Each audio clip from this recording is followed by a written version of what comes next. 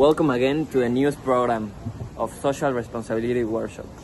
My name is Diego and I'm gonna be the presenter. He's Roberto. He's Marco. I'm the analysis. He's Emiliano. I am the host. And she's Vika.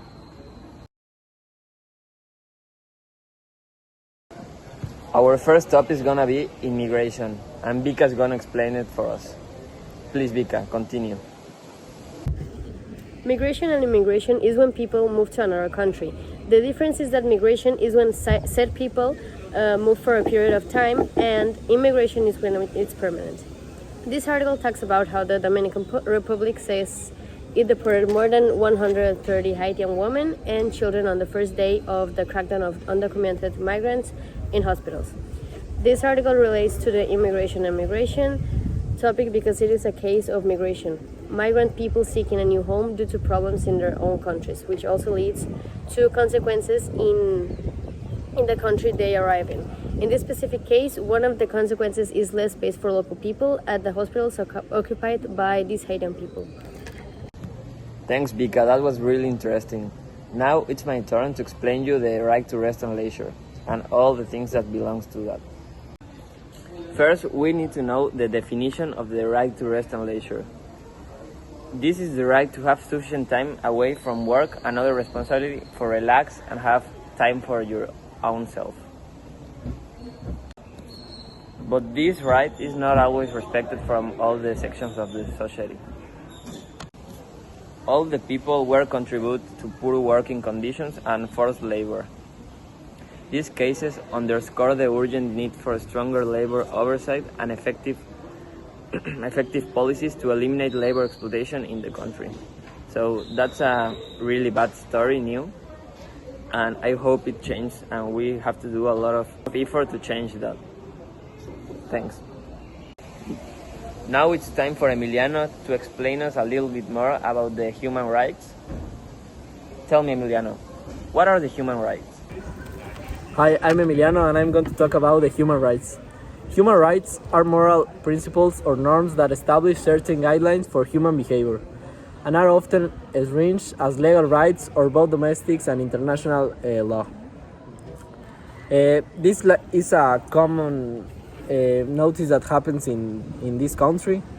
One example is that child soldiers, a clear case of human rights violations. It's difficult to establish a specific figure. It is estimated that there are around 300,000 child soldiers worldwide. According to UNICEF data, these children should be in school not carrying weapons. Their childhood is stolen, a childhood linked to victims the consequence of war, and the same time used to commit atrocities. They also witness murders, suffer abuse and rape. The physical wounds and emotional trauma that all this entails are difficult to overcome. We need to make conscious about this topic because it's a difficult situation of the child that lose their human rights, and we need to fight for it. And last but not least, Roberto and Marco, please explain me more about the social pressure. Social pressure. Social pressure is the influence exerted by society or a social group or a person on an individual to conform to expected norms, values, behaviors, or attitudes.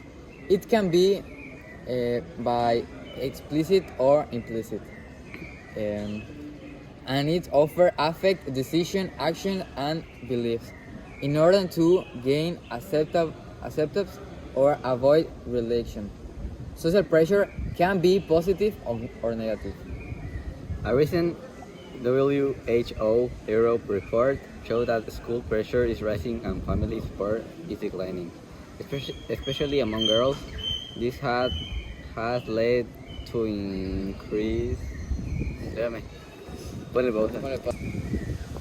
A recent report in Europe showed that school pressure is rising and family support is declining, especially among girls. It has led to increase issues like anxiety and depression. The report calls the better school environment and stronger family support to improve adolescents' well-being. Decline in family support only 68%.